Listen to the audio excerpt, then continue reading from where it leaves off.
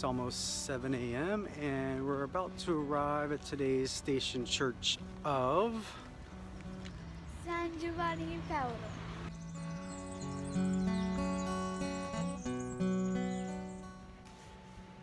Today we are at the church of San Giovanni e Paolo. That is not the John and Paul that you know from the Bible, but instead It is the rich guys, martyrs, and brothers. right, two wealthy brothers who were Christian. They worked for Constantine's daughter Constantia, and they were eventually killed for their faith. This was their home, so well, it's a church now, but originally it was a home, and they would host masses here, right? Yeah. And then what happened? So the emperor came and killed them. They were killed. It happened a lot back then. Yeah. So they were killed here. They were buried here. People came to the spot of their burial, and those people were killed as well.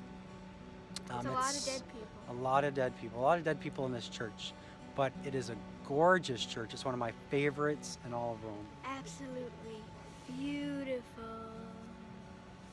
In fact, it's very, very popular for weddings.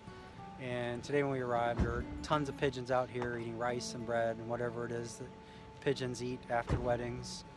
They're the wedding sweepers. They clean. The wedding sweepers. Yeah, that's what I call them because they're cleaning. Oh, wedding sweepers. Though you may not realize it, you've certainly heard mention of John and Paul before.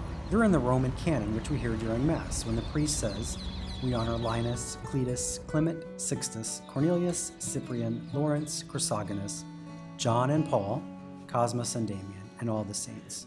And then we ask that their merits and prayers gain us the Lord's constant help and protection. So now, the next time you hear that at Mass, you can say you've seen their church.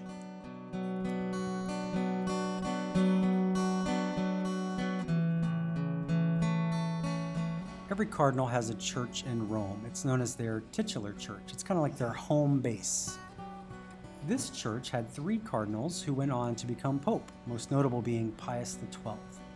But it was an American cardinal, Cardinal Spellman of New York, who donated the beautiful crystal chandeliers in this church. They were actually given to him by the Waldorf Astoria Hotel. They're hand-me-downs.